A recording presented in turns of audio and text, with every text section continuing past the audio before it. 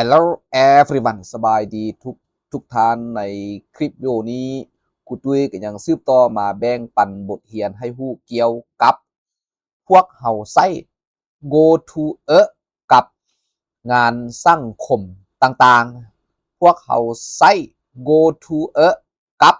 งานสังคมต่างๆหัวข้อภาษาอังกฤษเฮาก็อ่านว่า we use go to social events we use go to social events มีงานสังคมต่างๆได้เด้หันไปเรียนรู้พร้อมกันกับครูตุ้ยเลย go to a party go to a party ไปงานเลี้ยงไปงานเลี้ยง go to a concert go to a concert ไปเบิ่งคอนเสิร์ตไปเบิ่งคอนเสิร์ต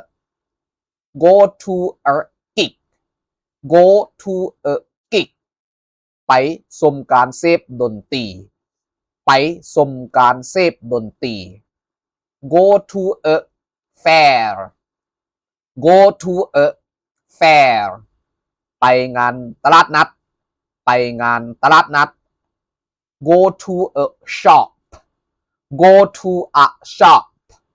ไปที่ห้างไปที่ห้าง go to a conference go to a conference ไปประชุมไปประชุม